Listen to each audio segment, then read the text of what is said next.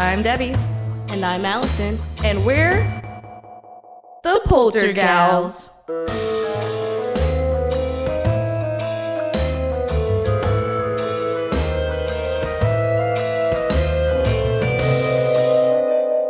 Spooky. Hi, I'm Alison. And I'm Debbie. And we're the Poltergals. So this is going to be another very different kind of episode. Yee! Instead of doing a regular kind of episode where we just sit here and talk, we're going to talk about our, I guess... a little bit of us. Yeah. The Liberty Hotel that I did the paranormal investigation. Yay! I talked to you a little bit about it, but I try to keep it very vague. She's like, I'm saving it for the episode. Yeah. I kept it very vague just because I wanted her to hear it. I was like, did you see a ghost? And she was like, maybe. So, this was actually a really cool place. It's Liberty Hotel in Claiborne, Texas. Mm-hmm. So Claiborne. Yeah, it's no joke, exact hour away from us. Wow. So it is the perfect little drive. Mm-hmm. If you want to go, and if you're in Texas, it's a nice little place. It's close to Fort Worth. Was it like nice as a hotel, or was it just a ghost tell? Aren't you funny? I am funny. I guess the ghost will have to tell us. Ghost, tell us. No, but it was actually a really nice hotel. So I'll kind of give y'all a brief history, and this is also from the tour. From the tour. So we went with two people that we've had on the show, Robbie and then Cindy Little. Shout out to our live episode. If you guys have not checked that one out already, go check it out. Yeah, so she's actually been on the show twice now. Yeah, double. Which is pretty cool. And then we also went with, it was for Georgina, who I met at Cultivate, for Robbie Allen's opening show. Yeah. And so it was her birthday thing, and so just happened to invite us to go. Unfortunately, Debbie couldn't go, but... It's okay. I was in Austin, so I have a whole other story. You guys already saw that on our social media. Yeah. I went and saw the Deck Investigates, the Deck Live, and I made a little story about it, so go and check that out on our Instagram. I posted about it. I posted stories. And with that, of course, guys, go sign the petition and check out their podcast, The Deck Investigates, new 15-part series for more. Yeah. Anyway, and then while I was doing that, Alison was getting spooked to death. Yeah, so this was a very interesting thing to experience before, during, and then even after. And I'll tell you why. But so Robbie likes to go into an investigation not knowing anything. Yeah. So it was Georgina, Jeanette, Cindy, and myself. We had all got there before Robbie, conveniently. So we had gone up. Georgina allowed us to pick our own rooms. So we basically picked our own poison as to what we're going to deal with for the night. And we love talking about haunted rooms and certain numbers. So I was like, okay. So we had... Let's see, 6 rooms. There's only 5 of us. So we had 412, 413, 415, 401, and 405. The 6th room was 301. Interesting. So all those will actually come into play later on, as I tell y'all. So Georgina told us the history while we were sitting in 412, which was Cindy's room. Dun, dun, dun. And kind of giving us an update. We went back downstairs to get Robbie, and him being the last one got stuck with the last room, which was 405. Oh, no. And this is kind of where things start to get a little interesting. Because we started to hear the history. So I'm going to tell you all that now. Okay. So the hotel was built in 1924. Wow. 1920s, baby. So it was originally built exactly almost 100 years ago. Yes. Wow. Yes. So it gets really interesting. Mhm. Really interesting. It was built by A.J. Wright, Mhm. I believe. My relative? No, I'm kidding. I don't. Maybe Maybe. you might be right. No, I'm kidding. So it was built originally as what it is now, Mhm. a luxurious hotel. It was supposed to be for the railroad people, Yeah. for those that work there, for them to have a nice place just to come in, rest their head, and then go back to work. Yeah. Because I think Georgina said that they were having to drive back and forth Mhm. to the closest hotel. And this hotel was actually built by the same guy that he built another building prior Oh wow. Okay. that was almost catty corner to the hotel. Oh, okay. So like in the same area. Yeah. Yeah. And this guy, AJ Wright, has a lot of connections in Claiborne, and he's kind of notorious for helping build Claiborne to what it is. Yeah. So he built it because of the railroad, and there is a lot of stuff that happened here. In the 1900s, despite it being successful, Mhm. actually plummeted. Well, yeah, because right after that was the Great Depression in 1929. Yes. So I mean, the Depression was right around the corner. Yes. So that had a big part of it. And again, this is where some of the stuff that we've had happen, Mhm. and a lot of dark history happens during this time period. Dun dun dun. So of course you hear the Great Depression hits, falls into despair, nearly hits what we call in the state of Texas an orange notice, which is basically that's the state of Texas or the city.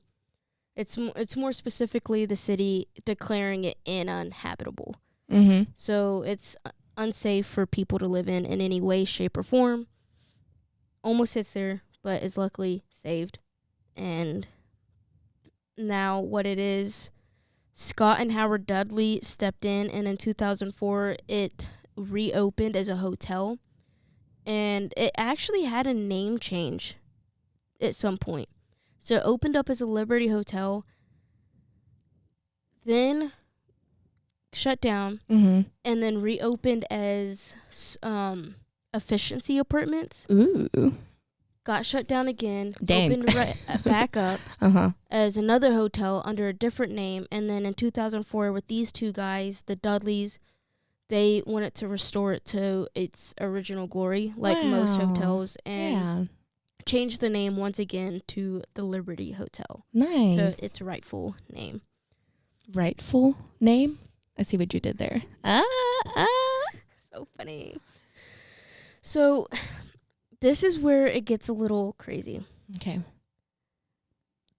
It's known for its hauntings because of this.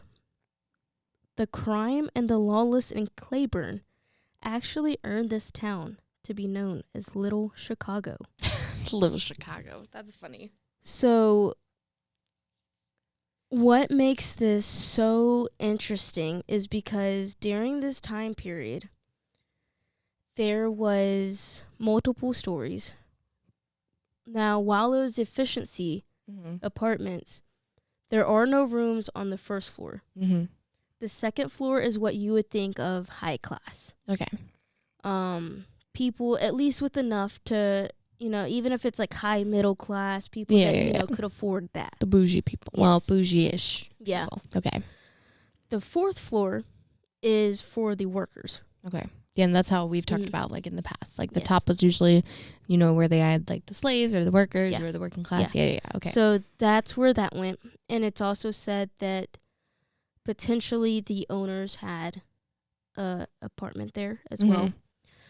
And the third floor was for the kind of, like, low-income class. And that's the floor that got the most hit and is actually the most activity. And that's where you guys were, right? So we had one room on the third floor, and that was strictly intended for investigation. No one slept in that room. Okay. So, and that is because that floor is said to have a lot of prostitution going on. Oof. Wait, like right And, now we're like in the past. like in the past. Oh, okay. Yeah. I was like, you can't sleep on No. that floor. No, not right now. Okay. So now what makes it interesting and confusing, because Georgina does and still does a lot of the research. Yeah. So as she's uncovering more, she's trying to figure out what happened. Yeah. She can't figure out if the owners knew about it and were just oblivious to it, or if they knew about it and were just turning a blind eye to it. Interesting. Now, what adds the twist is what makes us kind of think that they're turning a blind eye was because Claiborne had so I don't know how to phrase this without it being like sounding horrible. Oh no. Claiborne had a lot of KKK. Oof. Like, it's the kid's story. Yeah, it's very dominant in this time period and what's going on and everything. So what we thought might have been happening is the KKK essentially was running it. Oof. Bought off the owners. Oh no. Or they're the ones that are going up there to do the prostitution. Oh. So we don't know exactly, but during this time period there was... It was just that was the norm. That was Lots what of was going prostitution. on. The KKK was very dominant in the community.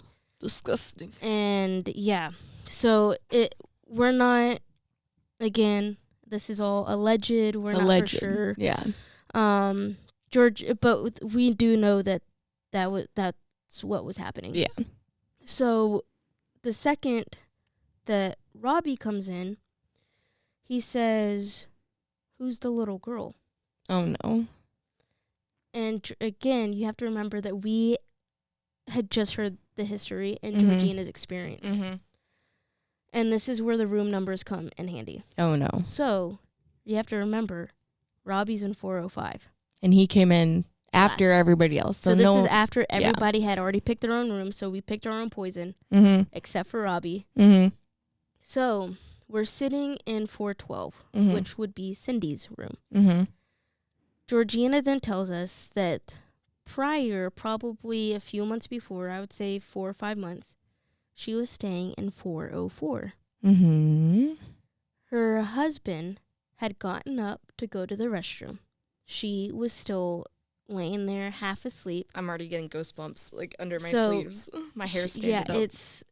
It gets, this whole night was creepy. She turns over and what she says is, it's the bed, and right here would have been that little gap between like the doorway and the bed. When she flipped over, she sees a little girl. But the thing is that her hair, she said that her very vividly remembers her hair looking like ring-like. Have you seen the movie Ring? Yeah, where it's like all over her face and she's like... So it was very all over her face, could not see her face. Yeah. Very wet. But she could tell it was wavy. And it seemed like she was still wearing her church dress. So she said that she could remember seeing a little white skirt and then the high knee socks with the nice shoes. Yeah. So then when Robbie comes in and tells us this, that he saw this little girl, we're like, okay. You know? Yeah. So when each person gets there, we went to go check the room, see what it looked like, and what we're kind of getting into. Yeah. So then we're sitting in Robbie's room, and Robbie's like, we're asking him like to describe her, and so he's like, not in this room, not right now. So we go to Cindy's, and then he's telling us what she looks like, and it confirms exactly that. Matches the same description that Georgina gave before he got there? Yes, before he even got there. But here's the catch. Georgina can't find a single thing about this little girl. Oof. But you also have to remember that if these are like prostitution, efficiency apartments... There was a lot of stuff that probably happened there. Yeah. There's a lot of stuff that probably slipped the cracks, that fell through, who knows what happened. Yeah. So finding this little girl is obviously harder than what it is. Yeah. But later in the investigation, we kind of find out what happens to her. Oh, no. And so Ugh. I am actually right next to Cindy, so I'm in 413. Mm-hmm. So you can go sleep with Cindy if it gets too scary. And I told them, and I was like, dude, I don't know what it is, but I feel like I'm being watched in that room. Ugh. Like the whole time. And you want me to come stay at the hotel? Yes. No. I'm good, thanks. So then we kind of just do that, go have dinner, come back, start the investigation. And we start in Cindy's room again. Mm-hmm. So we do a necrophonic, which is basically just a spirit box session in Cindy's room. We start hearing names. The first one we heard was Finn, which Georgina from the get-go, she goes, I don't want to talk to you, Finn. Go away. Oh, my gosh. At that exact second, Robbie said that the second he walked in, the little girl covered her mouth and took off. I don't like that. And we tried to talk to the little girl. But he said for whatever reason, she would not talk, and she does not like him. So then at this point, Georgina tells us a little bit more about Phineas, which is his name. She says, Finn, if you better tell them what you did, or I will. Oh, no. Because he was not letting, and she goes, I'm not ready to talk to you. And then he's like, so? Like, that's what came through the voice? Yeah. Like, came through the ghost box? Yeah, through the ghost box, the word, so. I'm literally gagging. Yeah. So, we're sitting there, we're like, and I'm like, are you kidding me? She goes, okay, fine. Then you better tell them what you did. And he goes, no.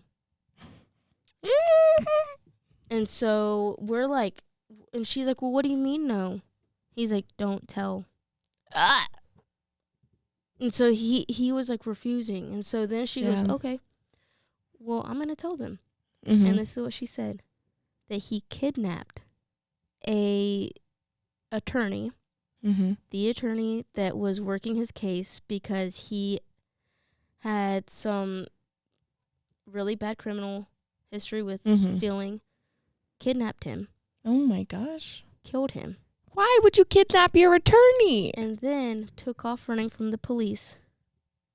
And during the police chase, stopped in front of the Liberty Hotel and was cornered and then got shot in front of Liberty Hotel. Oof.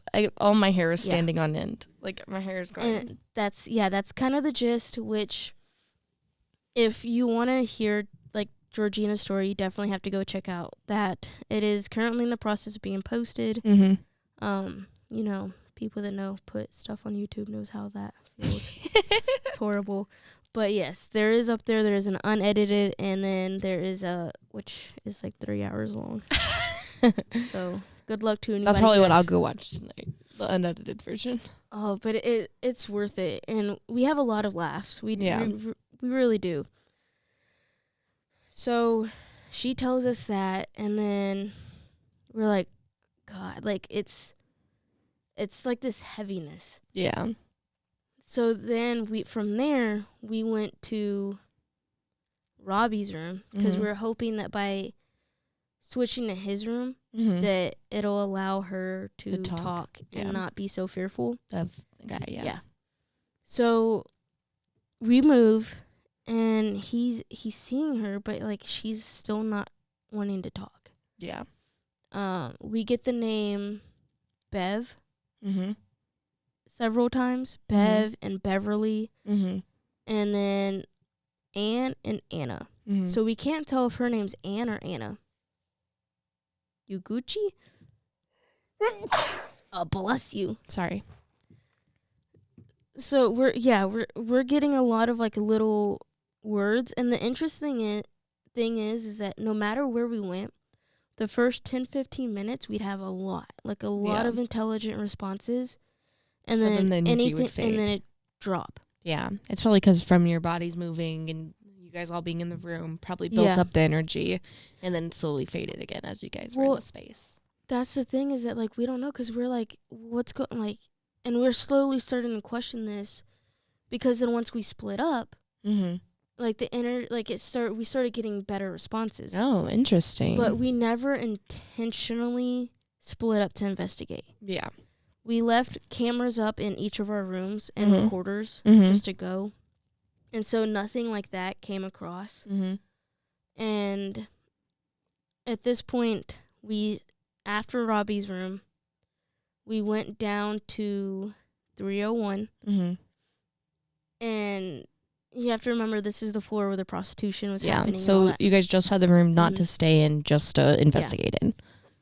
Well, we walked around the second floor first.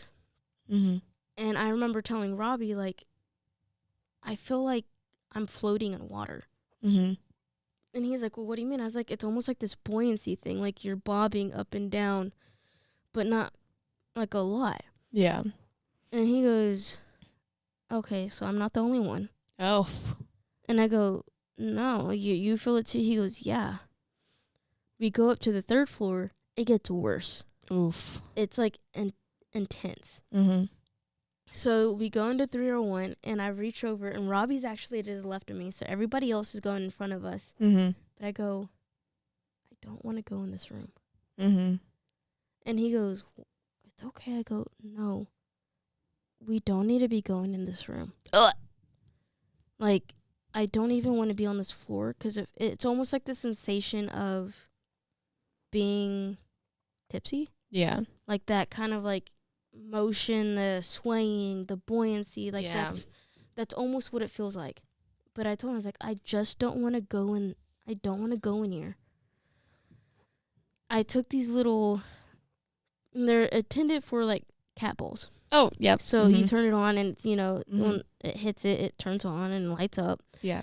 So it said that because you have to physically touch it, it does make it easier for the spirits to, like, touch it and for it to light up, since their energy field's different from ours. Yeah. And so I turned it on, and I set it on the bed. Set one on both beds, and then one over here, because over here there's another little, like, nook. Yeah. Well, Sydney's going over there, walking around with the EMF reader. The second she goes over there, and you have to remember, you have to touch it, like, shake it almost sometimes. Yeah, because it's, like, for cats. Like, it's, like, the little thing that the cats bat around. Yeah. So, like, when it bats, it, like, lights up. And, like, it's, like, for them to play with. Yeah.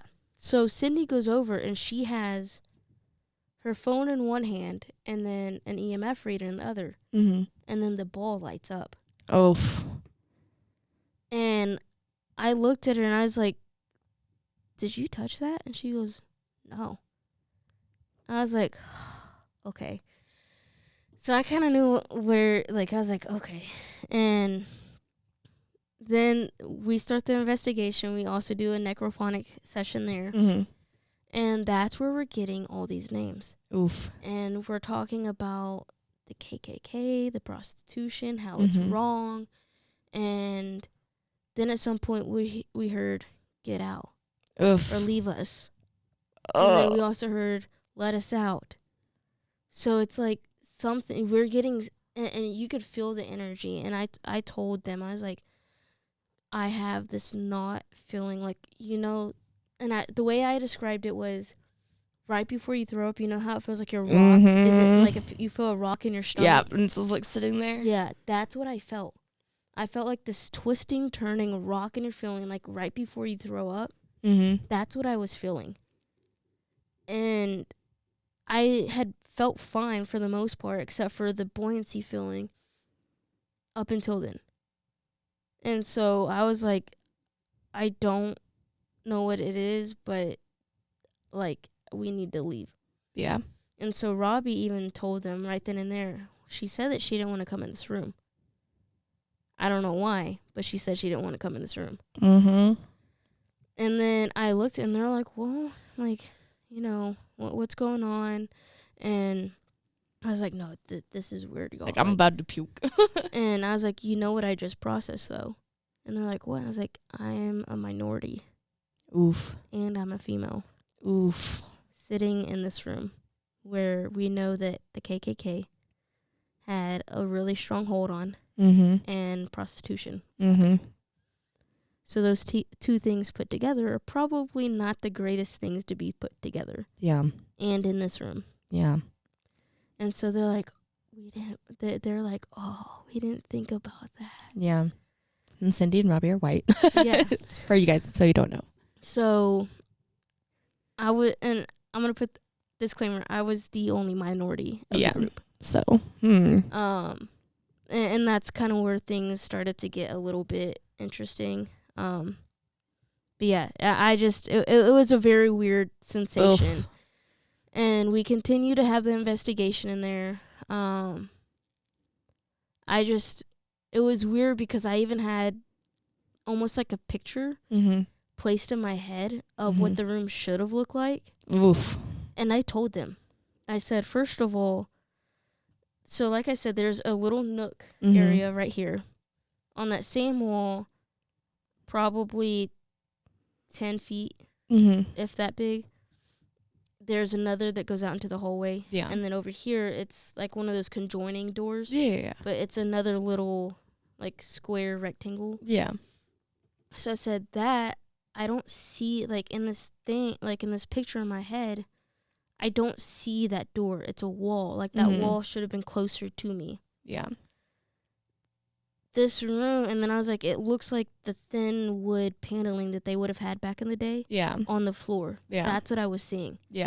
And I was like, it's a very long room. Yeah. With the thin paneling, and then this wall is not here, and then this right here wasn't there either. Yeah. I was like, I get the sensation that this was the only way in was over here. Yeah. And so they're like, seriously? I was like, yeah, I don't know how else to describe it. Yeah. Other than that. Like, there should be a wall here, there should be a wall here, and the only thing that's even cut out irregularly is where the door is. Yeah. And they're like, okay, well, that's interesting. Yeah. And so, and I was like, and I also get the sensation of, like, having to sit on the floor. Like, we're on the floor almost like mats. Like, in pre-K when you sleep on the floor. That's what I felt like. Like, people just laying on the floor. Yeah. That's crazy. Yeah. And so then we're like, okay, let's go up. Let's go up to 401, which is where Jeanette was staying.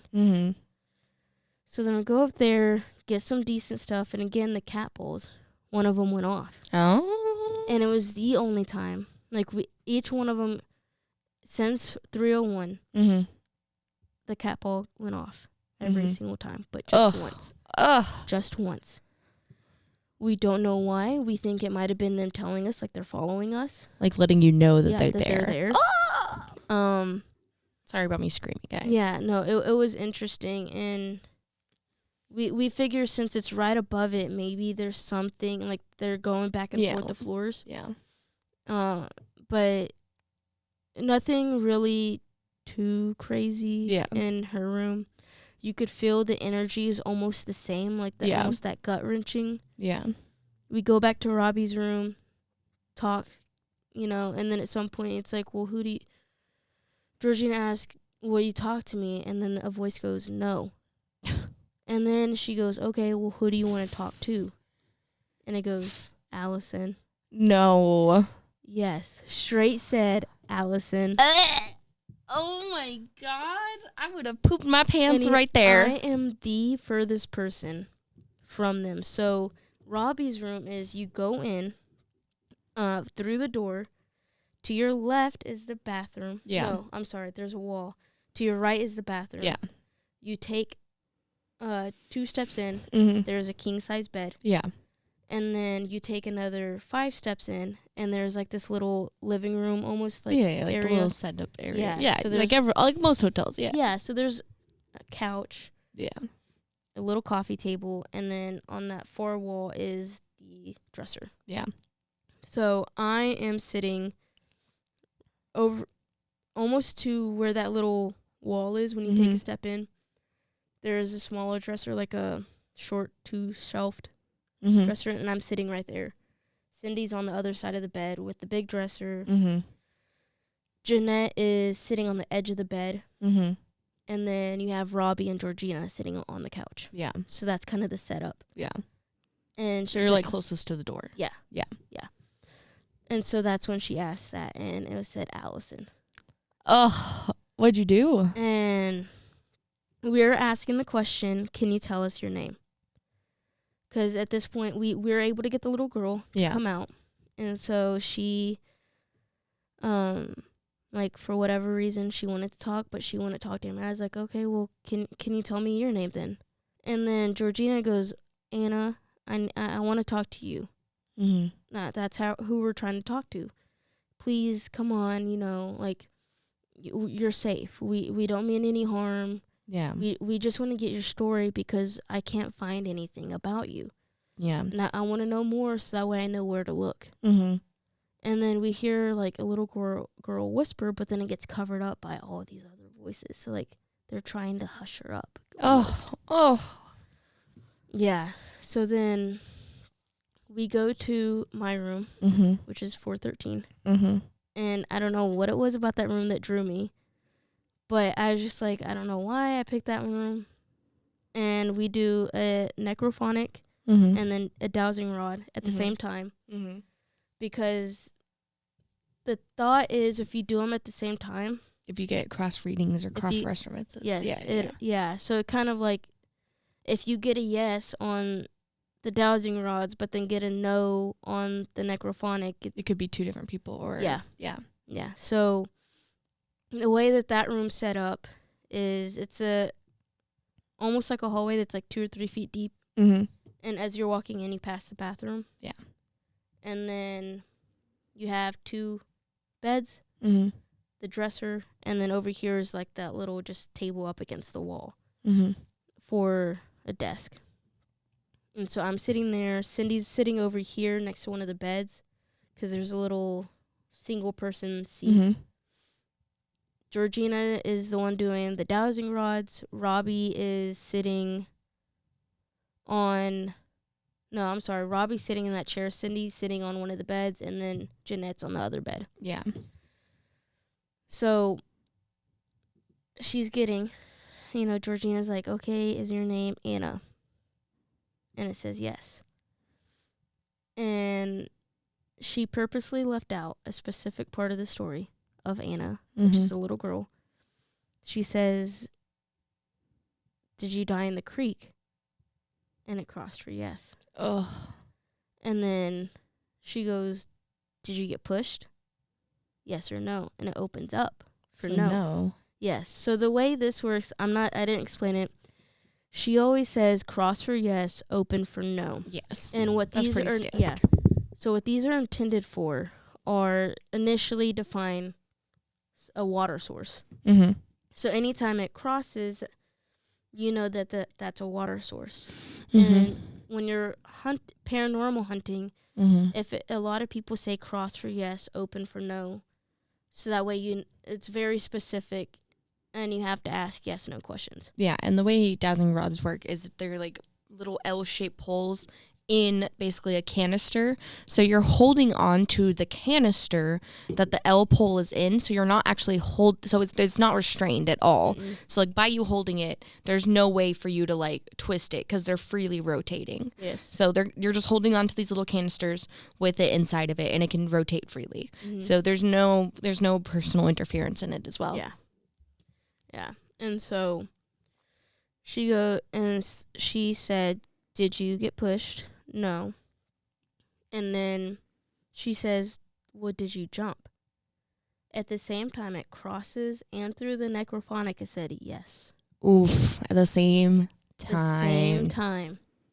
And then the name Bev started coming back up again and again and again. It's like, okay, Bev, are you related to Anna? And I was like, yes.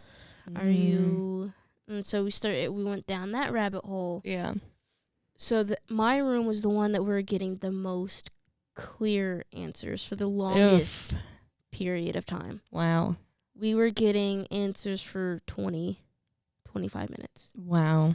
And it was very solid answers. Very clear. And at some point, the ball again. So Mhm. I set one up on each bed, per usual. Set one up in the bathroom because that's where I was telling them that I felt like I was getting watched. Was from the bathroom, and there's actually a mirror that lines up. Don't do that, guys. That then bounces into the room. So like if you're standing in the room, you can see into the bathroom. Yeah. So I put one there because that's where I said I was getting I was getting watched from, was the bathroom. Yeah, I would not poop all day. I did not poop all night. I'd be like, no, thank you. It was unnerving. And I don't know how else to explain it. Like, in my mind, I'm like, I don't know what was going on. Yeah. But we're getting the clearest responses.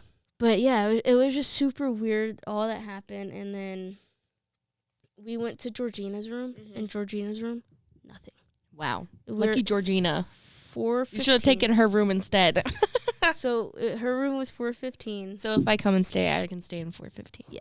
Okay. The only thing that happened was the ball lit up again. Yeah, but again, it had lit up in every single room at least once, right? Okay. Yeah. So, but that's the thing is that, like, each one of us even picked it up, and I had a box of them. Yeah. And this is a box of 15. Yeah. We ordered them off of Amazon. Yeah. So there's no telling if we're using the same ones. That's true. Or if it's a new one every single time. Yeah. So I was literally throwing them, and then like they're moving around in the box as we're walking. Yeah. Because we're carrying all of our stuff with us. Yeah. And you could hear them rattling. Yeah. So there's no telling if I'm consistently grabbing the same one or if I'm grabbing a different one every time. One each time. Because again, it's just like a little box of toys. Yeah. So again, it kind of brings some kind of validation as they're going off because we can't indicate if it's the same one. It wasn't like there wasn't a control. Like there's no way for you to know. There was no way to control this unless I actually like put them in my pocket and then take them out. And but no, we literally packed up everything. Wow. Every single time. So the only things I had that were out was your camera. Was the camera. The only thing I was putting in my pockets were both of my digital recorders. Yeah. So that way I didn't have to carry them. Yeah. And I was wearing this exact jacket. So I was. Why did you wear that jacket, Allison? Don't bring your haunted jacket. Well, so I have an inside pocket. No, I know. And then an outside. So I was just putting them. Yeah, so you could carry it. Yeah. All over you. It's okay. But yeah, so and then, so it was just the easiest way for me to handle it. So it was very, very weird. Cindy, we went back down to 301. Cindy went to go to the bathroom in her room, and she said that, and this is how we figured this out. Oh, no. If we split up, because Cindy went to her own room, Robbie went to his own room to go to the bathroom. And you're like, I can't poop in my room. Sorry, I'm going to have to go poop in someone else's. So the rest of us didn't have to go, so we met in 301. We all just, the three of us went. We're still setting up our equipment while we're waiting on Cindy and Robbie. Georgina is sitting on the ledge like this. For those of you who can't see, I'm sorry. But she's basically leaning up against the windowsill because there's a small table that's right there with 2 seats. And so she's sitting in one of the seats, leaning up, looking out, being nosy, seeing what's going out, next door. Well, the ball lights up. Oh, no. And the bed is directly behind her. Oh, so it lit up on the bed behind her? Yes. And she was not on the bed at all? No. She was sitting in the chair. I was behind her next to the dresser, putting one of my digital recorders there. Yeah.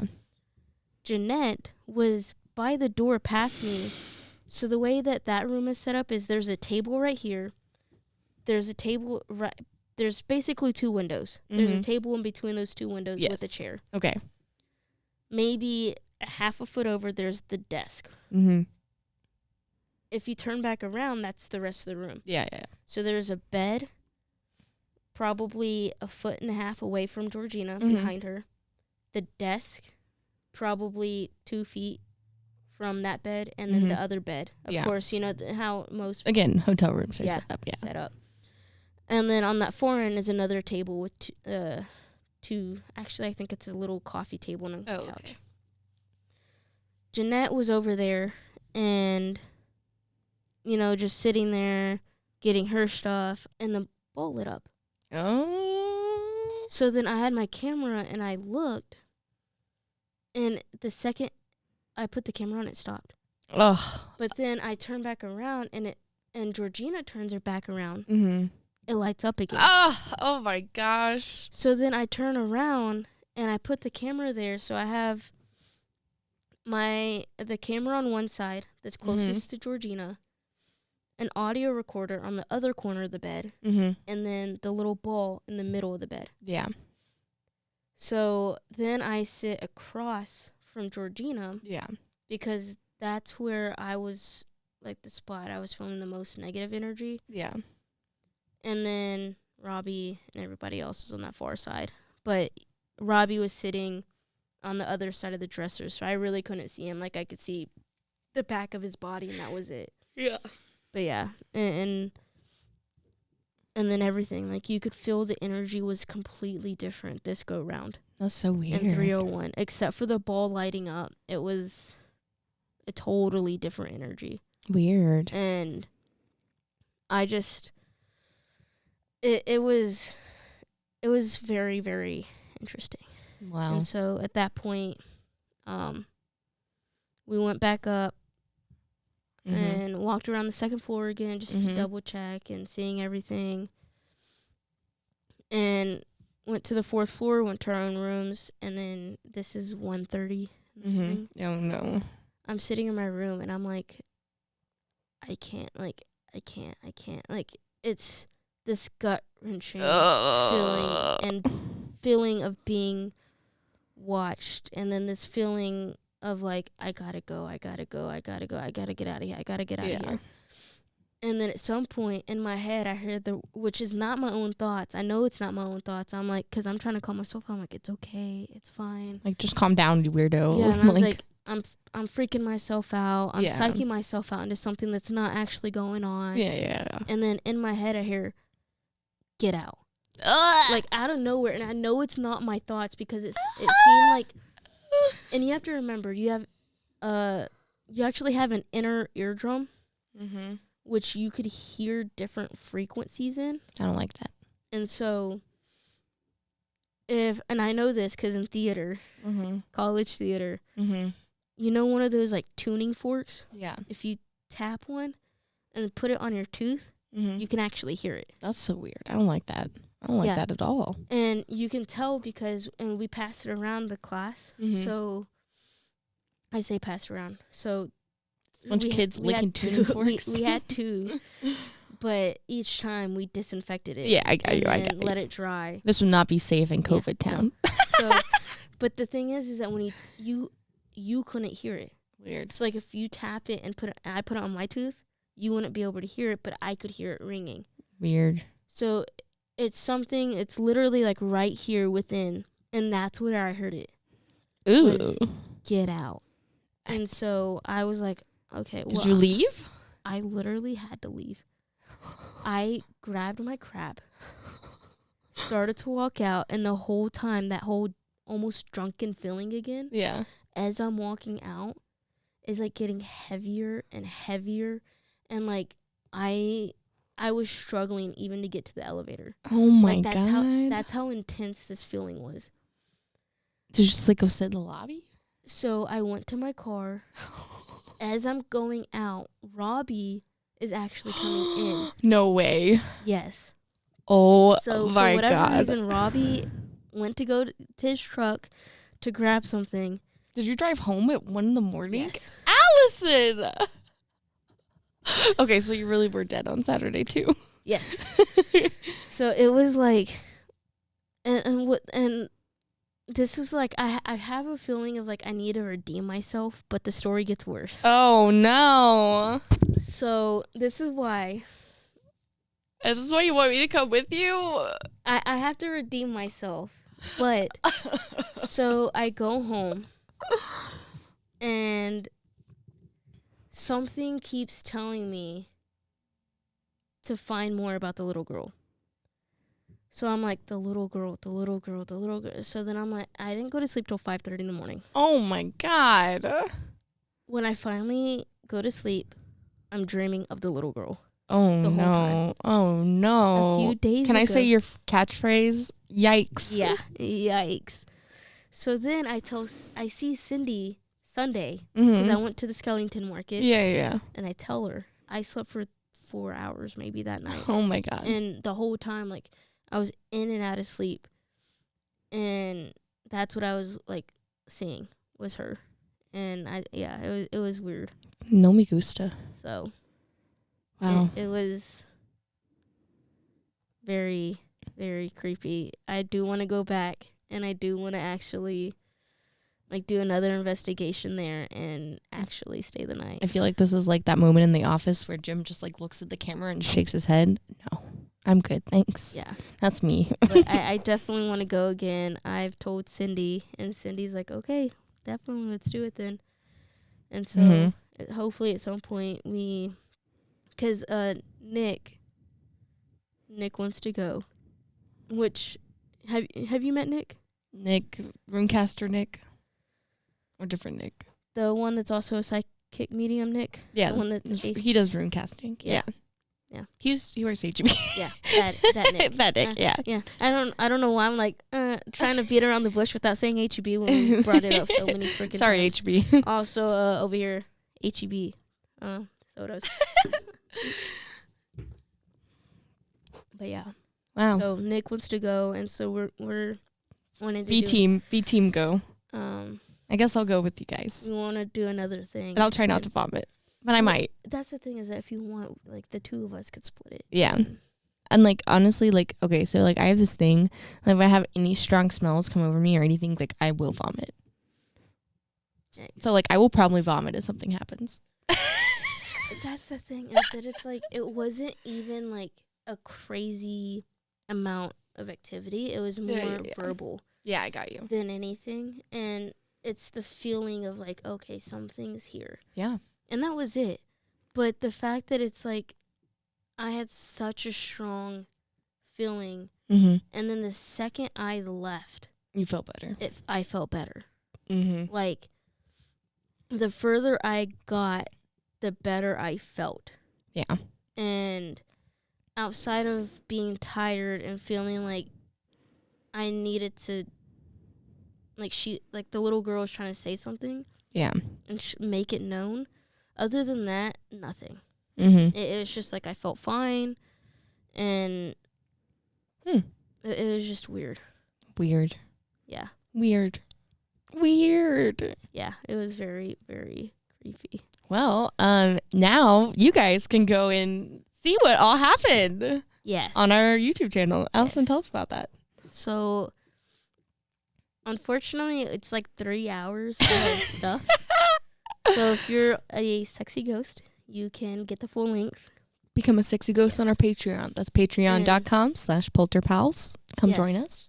So there is some just straight EVP sessions in there, but it does say EVP session. Yeah. And you can hear the necrophonics because it's just picking up the room noise, and essentially picks up room noise and then anything below our normal hearing. So yeah. Yeah. So that's what that was. But yeah, it's there. It's on YouTube. If you want to go see it. And there's also a 1 hour investigation on there as well, if you want to go check that out. But yeah, so there's I think it's like an hour and 15 of the actual investigation that's up there for everybody to see. So there is, not necessarily, we never call it proof, but there is evidence that we have found that this place is concluded. Alison, how would you like to rate this place? 1 out of 5 ghosts? How many ghosts? I would say, just because the intense feeling, I want to put it at 3.5. 3.5 ghosts. But yeah, it's that gut feeling and then the intense feeling like you're gonna barf. Yeah, you're gonna barf and not really know, like, very directionally impaired. Oof. When you're in there. Almost. Oof. And so it's like, oh yeah, let's go this. But yeah, it was weird. Cool. So. Yeah, if y'all want to check this out, go check it out. If not, go follow us. Instagram, Facebook, YouTube. That's where you can check these videos out. And yeah. Thanks for listening to another episode. Very Alison centric episode. Yeah. Thanks. Don't forget to go follow us on all of our social medias and everything. Go check this out, and bye. You've been listening to The Poltergals, a Rogue Media Network podcast.